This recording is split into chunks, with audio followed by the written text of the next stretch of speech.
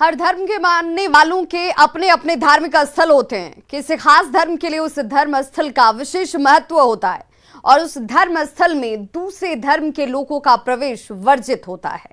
जैसे Mecca Medina में मुस्लिम को छोड़कर दूसरे धर्म के लोगों का प्रवेश वर्जित है, उसी तरह गुजरात के सोमनाथ मंदिर में, पुरी के जगन्नाथ मंदिर में और गया के विष्णुपद मंदिर में गैर हिंदुओं का प्रवेश वर्जित है, यानी जाने की मनाही है। अब जब कोई इस नियम का उल्लंघन करता है तो इस पर बवाल होता है और ऐसा ही कुछ हुआ गया के विष्णुपद मंदिर में, जहां बिहार सरकार के सूचना एवं प्रौद्योगिकी मंत्री मोहम्मद इजराइल मंसूरी के प्रवेश को लेकर धार्मिक और सियासी बवाल उठ खड़ा हुआ है।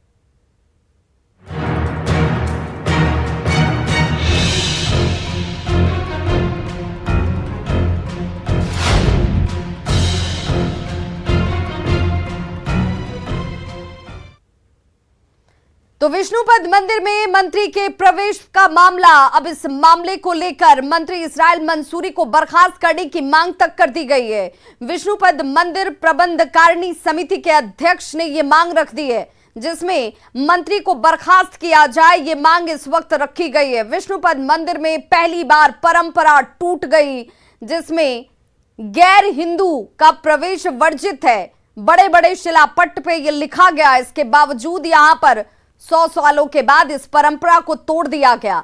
मंदिर प्रबंधकारिणी समिति मंत्री की बर्खास्तगी की मांग पर अड़ गया है। समिति के अध्यक्ष शंभूलाल विट्ठल ने कहा है कि यदि मंत्री की बर्खास्तगी नहीं हुई तो सरकार को वो दोषी समझेंगे। उन्होंने इस पूरे मामले में मुख्यमंत्री के करीबी रहे जेडीयू के वरिष्ठ नेता चंदन कुमार पर सारा ठीकरा फोड़ा है। उन्होंने कहा कि चंदन सिंह नीतीश कुमार के बेहद करीबी हैं और विष्णुपद मंदिर के पास ही रहते हैं, लिहाजा उन्हें मंत्री इजराइल मंसूरी को रोकना चाहिए था। दूसरी ओर विश्व हिंदू परिषद ने भी इसके खिलाफ अब मोर्चा खोल दिया है। यह माना जा रहा है कि विश्व हिंदू परिषद इस पूरे मामले में मंत्री के खिलाफ प्राथमिकी भी दर्ज करा सकता है। इस तरह की बात वो बोल रहे हैं कि हमारा सौभाग्य था, तो ये सौभाग्य का बात नहीं है, ये हिंदू को कुरेदने का, अगर ऐसा उनका नियत ही था तो ये हिंदू को कुरेदने का जो है बात है और हमारे बिहार को सांप्रदायिकता की ओर ले जाने का बात है, सुने कि नहीं। तो हम तो बिहार सरकार से यही मांग करेंगे कि ऐसे मंत्री को बर्खास्त किया जाए जो कि बिहार को सांप्रदायिकता की ओर ले जाने का बात करते हैं। और चलिए अब वो तस्वीर भी जरा देख लीजिए जिस तस्वीर पर इतना विवाद गहरा चुका है। इस तस्वीर में सीएम नीतीश कुमार के साथ बिहार सरकार के सूचना और प्रौद्योगिकी मंत्री मोहम्मद इजराइल मंसूरी नजर आ रहे हैं। लाल घेरे में जिन्हें आप देख रहे हैं, ये है सूचना एवं प्रौद्योगिकी मंत्री मोहम्मद इजराइल मंसूरी। गैर हिंदू होने के बावजूद उनके मंदिर में प्रवेश, और सिर्फ मंदिर में प्रवेश नहीं, गर्भगृह तक प्रवेश, इस पर विवाद अब उठ खड़ा हुआ है। हालांकि मंत्री मोहम्मद इजराइल मंसूरी ने इस पर अपना बचाव नहीं किया। उन्होंने यहां कह दिया कि विष्णुपद मंदिर का दर्शन उनका सौभाग्य है।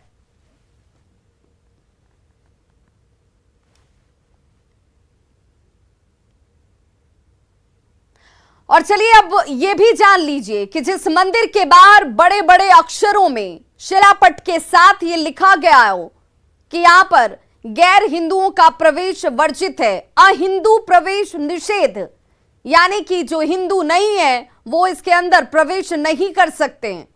और ये सब कुछ बड़े साफ साफ शब्दों में लिखा गया है, यानी मंदिर में गैर हिंदुओं का प्रवेश पूरी तरह से वर्जित रखा गया है। मंदिर में कोई भी गैर हिंदू शख्स प्रवेश नहीं कर सकता है। तो सवाल यहीं से उठता है कि मंत्री जी मंदिर में आखिर प्रवेश क्यों कर गए। सवाल यह भी उठता है कि सीएम उन्हें अपने साथ मंदिर के गर्भगृह तक लेकर क्यों गए और अहिंदू प्रवेश निषेध वाली जगह पर कैसे मंत्री जी का प्रवेश हो गया। अब इस पर सवाल उठ रहे हैं, जवाब देने के लिए कोई तैयार नजर नहीं आता।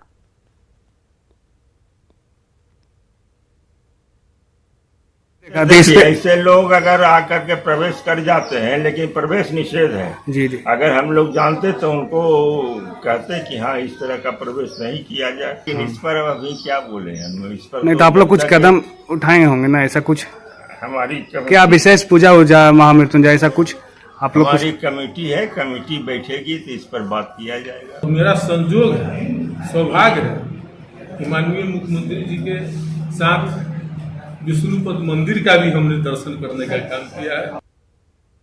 प्रवेश किए इसकी जानकारी हम लोगों को तो नहीं था, चेहरा से हम नहीं पहचान रहे थे उनको, लेकिन जो लोग उनको लेकर के प्रवेश करवाए उनको ऐसा नहीं चाहिए था। चीफ मिनिस्टर साहब हो या और भी जो भी विधायक या मंत्री थे जो पहचान रहे थे उनको, हमारे लोकल बगल के जो है चंदन सिंह थे और चंदन सिंह के साथ ही वो थे, उन्होंने भी हम लोगों को कोई जानकारी नहीं दी।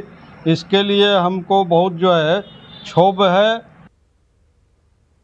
तो बिहार के पूर्व मंत्रियों ने गया कि विष्णुपद मंदिर में मंत्री इजराइल मंसूरी के प्रवेश पर आपत्ति जाहिर की है और कहा कि ये हिंदू धर्म को अपमानित करने की एक साजिश है। मदीना में कोई हिंदू जा सकता है?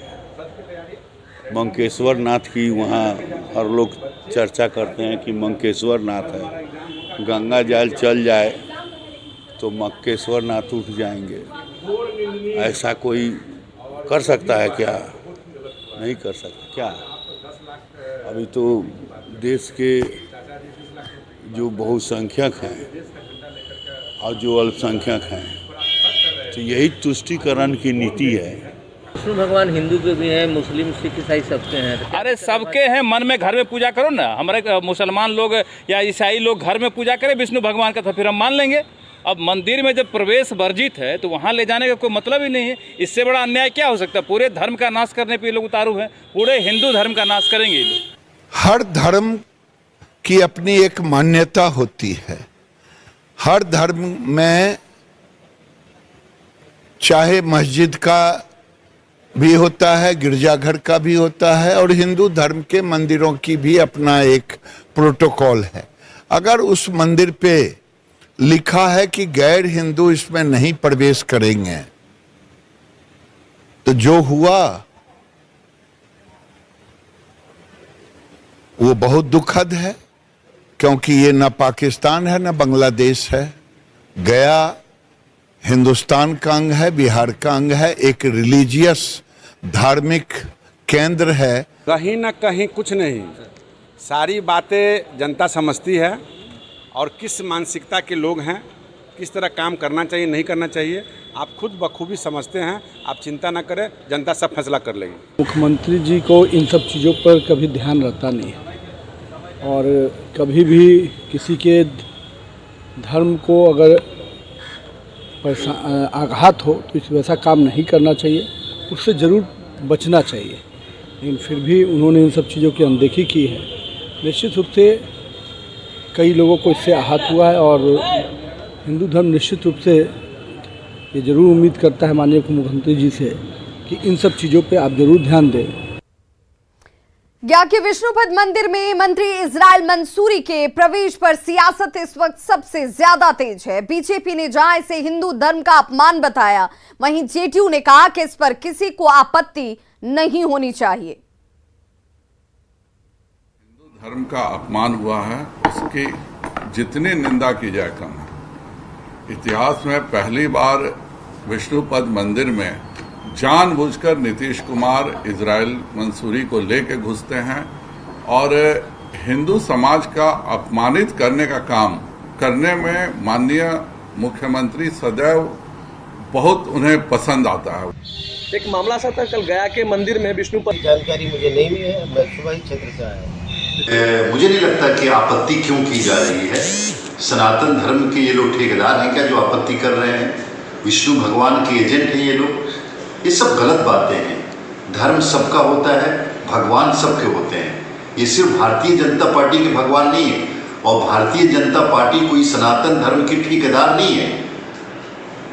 विष्णु भगवान हिंदुओं के भी है, मुसलमानों के भी है, बौद्धों के भी है, ईसाइयों के भी है। अगर इजराइल मंसूरी साहब माननीय मंत्री गए हैं तो इसमें आपत्ति करने की कौन सी बात है? पूरे मामले में बिहार सरकार के मंत्री संतोष सुमन ने चुप्पी साध ली। अल्पसंख्यक समाज के और प्रौद्योगिकी मंत्री और गया के प्रभारी यहाँ पे मोहम्मद इजराइल जो नेता है जदयू के, वो अंदर अहिंदू प्रवेश निषेध के बावजूद भी वो अंदर मंदिर में प्रवेश कर गए। ये हमारे सनातन समाज के लिए बहुत निंदनीय विषय है। मैं ये पूर्ण रूप से ये बिहार सरकार को दोषी मानते हुए मैं उनसे ये कहना चाहता हूँ कि आप अहिंदू प्रवेश निषेध बड़े अक्षरों में लिखने के देखने के बावजूद भी आप मंदिर में प्रवेश कर गए हैं। ये सनातन धर्म के परंपराओं को आपने तोड़ा है। आप क्या नसीहत? देखिए, इस पर मैं कोई विशेष टिप्पणी नहीं करता हूँ, मुझे इसकी कोई जानकारी भी नहीं। बीजेपी लोग बर्खास्त करने की भी मांग कर रहे हैं। अरे छोड़िए ये सब बात। विष्णुपद मंदिर में मंत्री इजराइल मंसूरी के प्रवेश पर बीजेपी ने सवाल उठाया तो जेडीयू ने बीजेपी पर पलटवार कर दिया और समाज को नहीं बांटने की नसीहत दे दी। विश्वास करें, काम हम लोगों करने दें। ये सब वार्ड पर क्या मतलब है? ये हिंदुस्तान है, संवैधानिक तरीके में सबको हर तरह से महफूज रखा गया है। मंदिर मस्जिद जो भी जहाँ सुरक्षा जा रहा है, अच्छी बात है, भाईचारा का संदेश है। हम भी कहीं जाते हैं, वो भी कहीं जाते हैं, अच्छी बात है। मंदिर मस्जिद बटा नहीं है, भगवान बटे नहीं है। भगवान ईश्वर खुदा जो मानने वाला है वो बटा नहीं है। कल हुए पुलिसिया लाठीचार्ज के विरोध में शिक्षक अभ्यर्थी गर्दनीबाग में प्रदर्शन कर रहे थे और आरोपी अधिकारी के खिलाफ कार्रवाई की मांग करते हुए 7वें फेज को लेकर विज्ञापन जारी करने की मांग पर भी टिके हुए हैं। लाठीचार्ज में जख्मी हुए अभ्यर्थी भी प्रोटेस्ट में शामिल हैं, जिनके जख्म पुलिसिया बर्बरता की गवाही दे रहे हैं। छात्रों ने यह साफ कहा है कि अभ्यर्थियों की पिटाई और तिरंगे का अपमान का बदला जरूर लिया जाएगा। प्रदर्शनकारियों से बात की हमारे संवाददाता रजनीश कुमार ने। प्रशासन की बर्बरता के बाद फिर से एक बार टीचर अभ्यर्थी जो है प्रोटेस्ट करते हुए नजर आ रहे हैं। गर्दनीबाग में जिला प्रशासन ने अनुमति दी है क्योंकि सदर इलाके में कई जगहों पर धारा 144 लागू है। ऐसे में ना तो डाक बंगला जा सकते हैं, ना ही गांधी मैदान जा सकते हैं। तो गर्दनीबाग में फिर से देख सकते हैं जो जख्म मिला है, उस जख्म की निशानी जो है बयां करते हुए दिखा रहे हैं। और कई ऐसे स्टूडेंट्स हैं जिन्हें कल पुलिस प्रशासन के द्वारा पीटा गया और ये लोग साफ तौर से कह रहे हैं कि 7वीं चरण का विज्ञापन जब तक जारी नहीं होगा तब तक हम लोग गर्दनीबाग नहीं छोड़ेंगे। तो ये देखिए आपकी दीपक कुमार सिंह जो अपर मुख्य सचिव हैं शिक्षा विभाग के, उन्होंने मई महीने में ही ये पत्र जारी किया था और ये भरोसा दिया था कि प्राथमिक विद्यालयों में शिक्षक नियोजन की जो प्रक्रिया है वो जुलाई में शुरू होगी। तो अब ये कहीं ना कहीं गवाही के तौर पर ये लोग दिखा रहे हैं कि अब आपका क्या हुआ। जब तक हम लोग की मांग पूरी नहीं होती है, जब तक हम लोग प्रोटेस्ट करते रहेंगे। हम लोग अनिश्चितकालीन धरना पे पहले भी थे और अभी भी, और संघर्ष हम लोग आगे भी जारी करते रहेंगे। सर, हम लोग का मांग है कि 7वीं चरण प्राथमिक विज्ञप्ति अविलंब और शीघ्र जारी किया जाए। तो सुबह शाम मरने से अच्छा है कि एक बार हमें सरकार कुचल दे, एक बार सरकार हमें मार दे। अगर बिहार में सर शिक्षक बनना गुनाह हो गया है, अपनी मांगों को रखना गुनाह हो गया है, तो हम गुनाहगार हैं। मगर हम अपनी मांग तो शांतिपूर्ण से विगत 1 अगस्त से निरंतर जारी रखे हैं। क्या नाम हुआ? मेरा नाम उत्तम है सर। बिल्कुल, ये मोबाइल दिखा रहे हैं, क्या ये भी टूट गया है? ये सर कल लाठीचार्ज किया गया था एडीएम के द्वारा, वहाँ पे जो भी थे सर लाठीचार्ज किया गया, पैर तोड़ दिया गया है सर, पूरा जख्म है सर। मेरा स्टूडेंट्स घायल हुए? 25 से ज़्यादा संख्या में हमारे साथी घायल हो चुके हैं सर। पीएमसीएच में भर्ती थे सर। कहाँ चोट आई है, जरा दिखाइए तो। सर ये देखिए सर, ये देखिए, ये जख्म है। यानी एक तरह से कहा जाए कि सिर्फ और सिर्फ वहाँ पर गए थे और यहाँ देखिए आप कई जगह जो है चोट के निशान हैं। हम लोग सर सभी चीज़ सह सकते हैं, लेकिन अपने तिरंगा का जो अपमान हुआ है उसे नहीं सह सकते हैं। जिस तरह से चारों तरफ डाक बंगला को बैरिकेडिंग करके हम सभी अभ्यर्थियों को मारा गया है, उसका हम लोग बदला जरूर लेंगे और सरकार जल्द से जल्द इसका निदान करे। क्या नाम हुआ? मेरा नाम बिट्टू कुमार है। बताइए सर। सबसे पहले मैं ये कहना चाहता हूँ, हम लोग सर 1 अगस्त से यहाँ पे धरना देने का काम कर रहे हैं और सर 2-3 साल से हम लोग परेशान हाल में है 7वीं चरण विज्ञप्ति को लेकर के। सरकार सर इधर से उधर कभी पलट जाती है, कभी उधर से अपने वादे से मुकर जाती है। आखिर डिमांड क्या है? डिमांड बताइए। डिमांड है कि 7वीं चरण विज्ञप्ति जल्द से जल्द नोटिफिकेशन जारी हो और हम लोग सर अच्छे जो है टीचर की तरह काम करें। क्या नाम हुआ? MD Jahangir sir. अब इंतजार करना ये भी जरूरी है कि आखिर सरकार क्या एक्शन लेती है और जो अभ्यर्थी लगातार मांग कर रहे हैं क्या इनकी मांग पूरी हो पाती है। कैमरामैन सुबोध के साथ रजनीश कुमार, न्यूज़ 18। स्टाइपेंड बढ़ाने को लेकर बिहार के सभी मेडिकल कॉलेजों में दूसरे दिन भी जूनियर डॉक्टरों की हड़ताल जारी है। हड़ताल पर गए सभी डॉक्टरों ने ओपीडी सेवा को ठप करा दिया है और सरकार के खिलाफ जमकर नारेबाजी की जा रही है। सभी यूजी के छात्र हैं और जिनका कहना है कि सरकार पिछले 3 सालों से सिर्फ आश्वासन की घुट्टी ही पिला रही है, मांगे पूरी नहीं की जा रही हैं। साथ ही ये भी कहा गया कि कल से वार्ता की पहल भी नहीं की गई है। वहीं जूनियर डॉक्टरों के मुताबिक बिहार में भी एम्स और आईजीआईएमएस में जूनियर डॉक्टरों को 26 से 35 हजार रुपए स्टाइपेंड दिए जाते हैं, लेकिन मेडिकल कॉलेजों में सिर्फ ये स्टाइपेंड 15 हजार रुपए ही मिल रहा है, जो कि गलत है। जूनियर डॉक्टरों से बातचीत की हमारे संवाददाता रजनीश कुमार ने। बिहार के सभी मेडिकल कॉलेजों में दूसरे दिन भी जूनियर डॉक्टर हड़ताल पर हैं और हड़ताल का असर अस्पतालों में साफ तौर से देखते हुए बन रहा है। इस वक्त हम बिहार के सबसे बड़े अस्पताल पीएमसीएच में आपको तस्वीर दिखा रहे हैं कि देखिए जो भी जूनियर डॉक्टर हैं, खासकर जो यूजी स्टूडेंट हैं, वो इस वक्त देखिए प्रोटेस्ट करने के लिए निकले हुए हैं और ओपीडी के तमाम जो डिपार्टमेंट हैं उसको लगातार बंद कराते हुए नजर आ रहे हैं। यहां तक कि बड़ी संख्या में इसमें छात्राएं भी शामिल हैं और निश्चित रूप से कई साल से ये लोग स्टाइपेंड में बढ़ोतरी को लेकर प्रोटेस्ट करते आ रहे हैं। फिर से एक बार सरकार बदली है और फिर से ये लोग जो है स्टाइपेंड में बढ़ोतरी को लेकर हड़ताल पर चले गए हैं। जरा बात करते हैं, यहाँ पर जूनियर डॉक्टर हैं हमारे साथ। क्या लग रहा है, दूसरा दिन है, कुछ वार्ता हुई? देखिए, अभी तक हम लोगों को वार्ता के लिए नहीं बुलाया गया है, न ही कोई आश्वासन दिया गया है। हालांकि आश्वासन हमें पिछले बार भी दी गई थी कि आपकी स्टाइपेंड में बढ़ोतरी की जाएगी। आखिरी बढ़ोतरी हमारे स्टाइपेंड में अप्रैल 2017 में की गई थी, जिसको अब 6 या 5 साल बीत चुके हैं। नियम क्या कहता है, कितने साल पर बढ़ोतरी होनी चाहिए? नियम ये कहता है कि सरकार की खुद की ही पॉलिसी है कि हर 3 साल में स्टाइपेंड में बढ़ोतरी की जानी चाहिए। इमरजेंसी चालू है, हम लोग सिर्फ ओपीडी अभी बंद किए हैं। अगर हमारी डिमांड पूरी नहीं, हम तो अपना हक मांग रहे हैं ना, तो हक तो पूरी क्या मिल रहा है? अभी स्टाइपेंड की राशि क्या है? 15,000। अभी कितना चाहिए आप लोग? 35,000। जाहिर है स्टूडेंट्स कह रहे हैं कि 15,000 में अब काम नहीं चलेगा, अब हमें 35,000 चाहिए। इंतजार करना जरूरी है कि आखिर सरकार वार्ता की पहल करती है या फिर हड़ताल जारी रहता है। कैमरामैन सुबोध के साथ Rajneesh Kumar, news 18 Patna. Purnia medical college के एएनएम कर्मियों ने देर रात जमकर हंगामा किया और वहां के प्रिंसिपल ध्यानी ठाकुर पर कई गंभीर आरोप लगा दिए। एएनएम कर्मियों का यह कहना है कि प्रिंसिपल ध्यानी ठाकुर उनसे सादे कागज पर जबरन हस्ताक्षर करवाते हैं और इसके अलावा लड़कियों का वीडियो बनवाकर वायरल करने की धमकी दी जाती है। कर्मियों का कहना है कि यहाँ किसी तरह की मूलभूत सुविधा नहीं है, ना तो स्वच्छ पेयजल की व्यवस्था है। कहने पर प्रिंसिपल एएनएम को नामांकन रद्द करने की धमकी तक देते हैं। इस बाबत पूछे जाने पर एएनएम कॉलेज के प्रिंसिपल ध्यानी ठाकुर ने अपने ऊपर लगे तमाम आरोपों को बेबुनियाद बता दिया। उन्होंने कहा कि कुछ लड़कियां उन्हें प्रिंसिपल पद से हटाना चाहती हैं और यही वजह है कि इस तरह का हंगामा और गलत आरोप उनके ऊपर लगाया जा रहा है। ध्यानी ठाकुर के द्वारा टॉर्चर किया जाता है कि अगर तुम लोग मेरे कहने से नहीं चलोगी तो तुम्हारा इंटरनल मार्क्स कटेगा, जिसकी वजह से हम लोग डर के मारे कर देते हैं। आज भी क्या हुआ, हमारी बैच की एक लड़की सर्वा, जिसको बोला गया सर्वा बताइए हमें, इसलिए हमें पता है क्या उनके सामने में सर बोले हैं ऐसे सामने खड़ा करके, क्या तुम साइन करोगी? बोलती नहीं। सर बोलते हैं कुछ कर देंगे। क्या कर देंगे सर हम लोग के साथ? रही है कि पानी नहीं आता है, खाना सही से नहीं मिलता है, इसी का वजह है और कोई बात नहीं। और ब्लैंक पेपर वाला क्या? कोई पेपर ब्लैंक पेपर पर साइन नहीं है। जूनियर डॉक्टरों की हड़ताल की वजह से पीएमसीएच में ओपीडी सेवा पूरी तरह से ठप हो चुकी है और इतना ही नहीं, रजिस्ट्रेशन काउंटर भी बंद करा दिया गया है। दूर से आए हुए मरीज सुबह से ही रजिस्ट्रेशन काउंटर पर कतारों में खड़े आपको नजर आ जाएंगे। उन्हें अस्पताल प्रबंधन की तरफ से कोई जवाब नहीं दिया जा रहा। मरीजों की माने तो यहां आने के बाद उन्हें यह पता चलता है कि हड़ताल है और अब इलाज की व्यवस्था यहां नहीं है। इलाज कराने आए लोगों से बातचीत की न्यूज 18 संवाददाता रजनीश कुमार ने।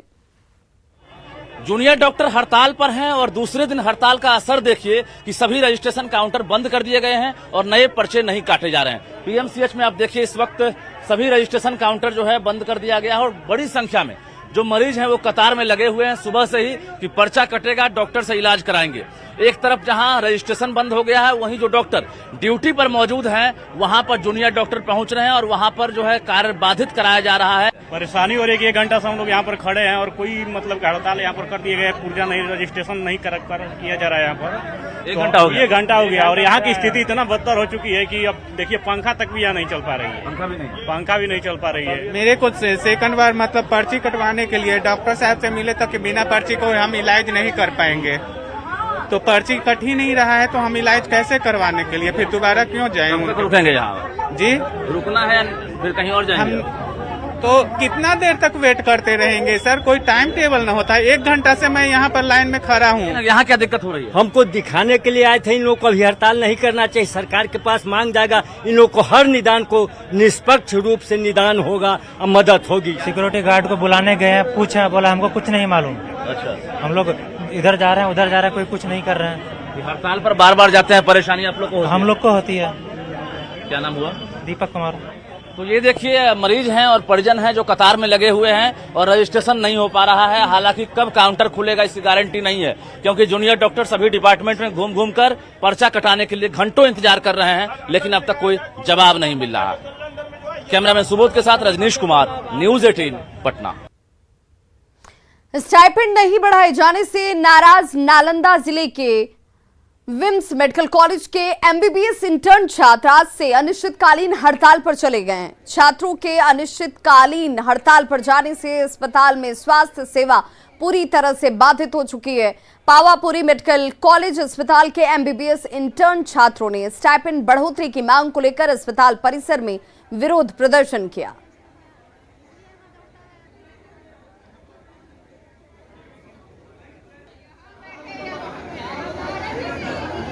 और ये जो डिस्क्रिमिनेशन किया गया है अदर स्टेट के कंपैरिजन में हमारे साथ, कि अदर स्टेट में ये स्टाइपेंड हमेशा से इंक्रीज़ होते रहा है और इंक्रीज़ होते रहा है, ठीक है, साल दर साल। और ये कहा गया था कि हर 3 साल पे इंक्रीज़ होगा, ठीक है। तो ये 2018 में कहा गया था, तो अब तक इसको 21,000 के अप्रॉक्स हो जाना चाहिए था उस टाइम के अकॉर्डिंग, जो कि एक मनरेगा के मजदूर से भी कम है, जो कि 2017 से ही है। आज 2022 हो चुका है, लेकिन 6 साल में सरकार ने कोई कदम नहीं उठाया है स्टाइपेंड बढ़ाने के लिए। जूनियर डॉक्टरों की हड़ताल का सबसे ज्यादा असर पीएमसीएच में देखने को मिल रहा है, जहां जूनियर डॉक्टर घूम घूम कर ओपीडी को बंद करा रहे हैं। गायनिक विभाग हो, ओपीडिया हो, ऑर्थो, ड्यूरो, सभी डिपार्टमेंट्स में बड़ी संख्या में जूनियर डॉक्टरों ने नारेबाजी करते हुए काम को ठप करा दिया। सभी ने सरकार को अल्टीमेटम दिया है कि अगर उनकी मांगें पूरी नहीं की गई तो अब इमरजेंसी सेवा भी ठप करा दी जाएगी। पीएमसीएच के गायनी ओपीडी का जायजा लिया हमारे संवाददाता रजनीश कुमार ने।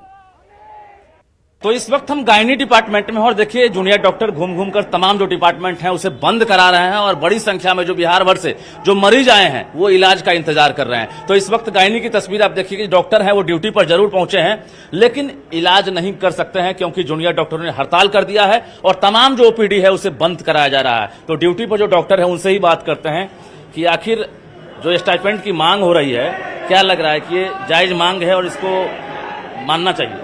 बिल्कुल जायज मांग। हम लोग पिछले 6 साल से मांग कर रहे हैं, लेकिन गवर्नमेंट हमारी बातें सुनती नहीं। हम लोग पहले सिंबॉलिक प्रोटेस्ट किए थे ताकि गवर्नमेंट को लेकिन हम लोग मजबूरन स्ट्राइक करना पड़े, वर्क विड्रॉल करना पड़ा, क्योंकि अगर इससे भी अगर काम नहीं हुआ तो फिर आगे में भी इमरजेंसी भी बंद कर, लेकिन हम लोग नहीं चाहते कि इमरजेंसी बंद करने का मौका।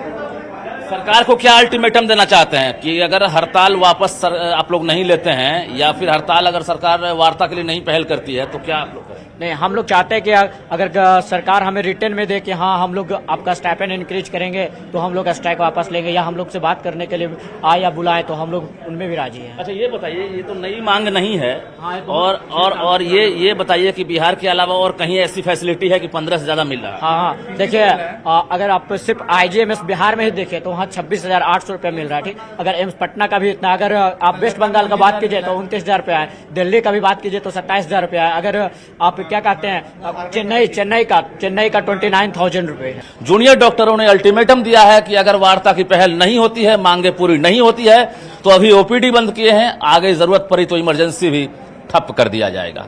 कैमरामैन सुबोध के साथ रजनीश कुमार, न्यूज 18 पटना। समस्तीपुर सदर अनुमंडल क्षेत्र का एक वीडियो सोशल मीडिया पर तेजी से वायरल हो रहा है। वीडियो एक मैदान का है जिसमें थार गाड़ी पर 7 से 8 की संख्या में युवक सवार होकर मैदान में गाड़ी से चक्कर लगा रहे हैं। और देखिए ये तस्वीर, वीडियो में आप देख सकते हैं कैसे गाड़ी पर लगे डीजे में भोजपुरी गीत तेज आवाज में बज रहा है और युवक गाड़ी को पकड़ के किनारे में लटक भी रहे हैं। बेपरवाह होकर युवक गाड़ी की एक जगह घुमाने लगते हैं और फिर अचानक से देखिए क्या होता है, ये गाड़ी अनियंत्रित होकर पलट जाती है। गाड़ी पर सवार युवकों को हल्की चोटें आई हैं, जिनका स्थानीय अस्पताल में इलाज कराया जा रहा है। वीडियो समस्तीपुर जिले के ताजपुर इलाके के गद्दोपुर पेठिया मैदान का बताया जाता है।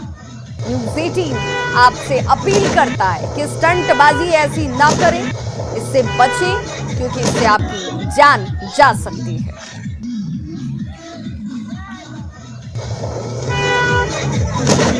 लापरवाही और बेपरवाही की वो तस्वीर है जिसमें हादसे को सीधे तौर पर आमंत्रण दिया जा रहा था और इसी दौरान गाड़ी अनियंत्रित होती है, पलट जाती है और उसके बाद हश्र इन युवकों का क्या होता है। हालांकि ये खुशनसीब रहे, हल्की चोट आई, लेकिन बड़ा हादसा भी हो सकता था, इसीलिए सावधानी जरूरी है।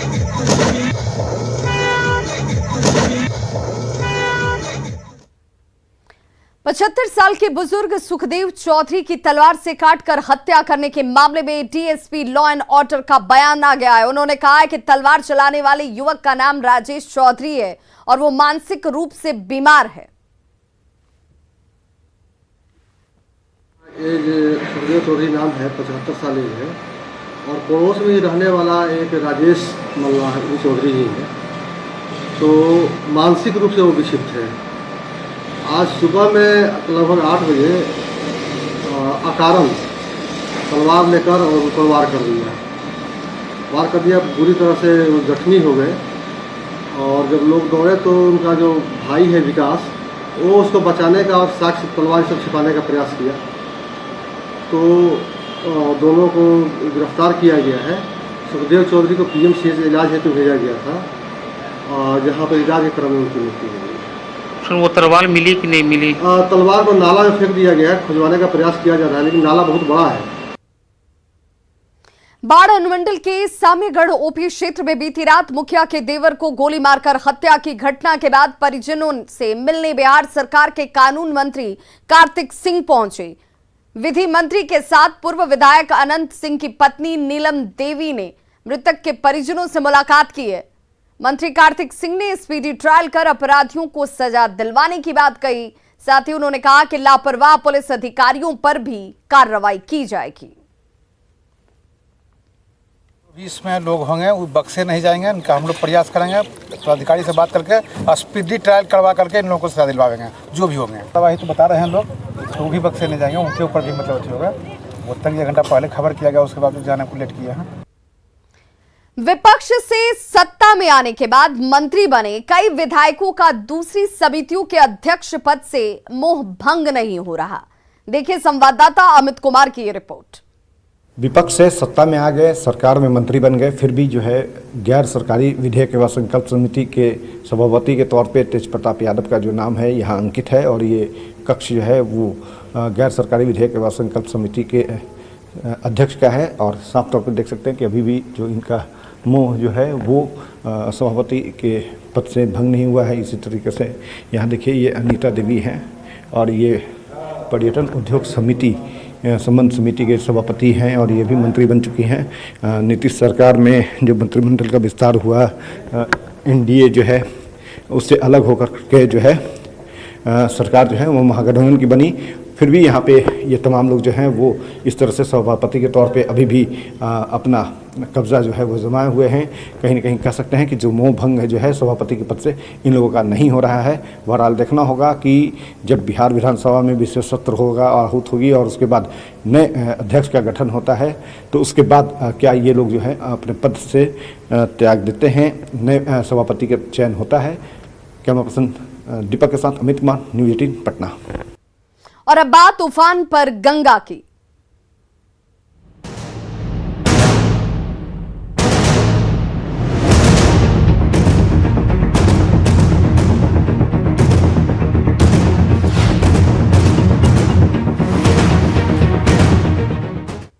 पटना में गंगा नदी उफान पर है। गंगा का पानी खतरे के निशान से ऊपर बह रहा है। देखिए कृष्णा घाट से संवाददाता अमित कुमार की रिपोर्ट। गंगा पूरे उफान पे है। तस्वीरों में देख सकते हैं आप किस तरह से गंगा जो है वो उसका जलस्तर लगातार बढ़ा हुआ है। बात कृष्णा घाट की करें जहाँ पे मैं मौजूद हूँ, तो यहाँ पे पूरा घाट जो है वो जलमग्न हो चुका है। बात अगर हम गांधी घाट की करें तो गांधी घाट भी जो है गंगा खतरे के निशान से ऊपर बढ़ रही है, लाल जो निशान है खतरे का उससे ऊपर बढ़ रही है। बात इसके अलावा अगर हम कलेक्टर घाट की करें तो वहाँ भी गंगा जो है वो पूरी तौर पे उफनाई हुई है। बिंद घाट जो है वो पूरे तौर पे कह सकते हैं कि डूब चुका है। बिंद टोली जो है वहाँ से लोग बाहर निकल चुके हैं, पूरा टोली बिंद टोली जो है वो डूब चुका है। इस तरह से गंगा जो है वो लगातार उसका जलस्तर जो है वो बढ़ रहा है। जो जानकारी मिली है जल संसाधन विभाग की तरफ से उसके मुताबिक पिछले 48 घंटे में गंगा का जलस्तर जो है वो लगभग 14 सेंटीमीटर बढ़ा है, खतरे के निशान से ऊपर आ चुका है। और अभी भी गंगा की जो तेज़ धार है वो देख सकते हैं कि किस तरह से गंगा उफनाई हुई है। और इसी को देखते हुए लगातार जो है जिला प्रशासन लोगों से अपील कर रहा है कि आप गंगा में फ़िलहाल पूजा अर्चना ना करें, अटखेलियाँ ना करें। बावजूद इसके तस्वीरों के आप देख सकते हैं कि किस तरह से लोग जो है वो गंगा में स्नान करते हुए नज़र आ रहे हैं। और दूसरी तरफ निजी नाव का परिचालन भी चल रहा है। बड़ी संख्या में जो लोग हैं उस निजी नाव पे जो है आवागमन कर रहे हैं। तो कहीं ना कहीं जिला प्रशासन के निर्देश का आदेश का अवहेलना भी यहाँ नज़र आ रही है। और कहीं ना कहीं लोग जो है वो जान जोखिम में डाल रहे हैं अपनी, और अपने आसपास के जो लोग हैं उससे भी उनके भी जान जोखिम में डाल रहे हैं। लोगों को थोड़ी जो है जिला प्रशासन की बातों को मानना चाहिए, क्योंकि लगातार जो है गंगा का जलस्तर बढ़ता हुआ नजर आ रहा है। कैमरा पर्सन दीपक के साथ अमित कुमार, न्यूज़ 18 पटना। तो खबरों का सिलसिला लगातार जारी है। आप देखते रहिए न्यूज़ 18 बिहार झारखंड, यहाँ खबरों का सिलसिला कभी नहीं थमता।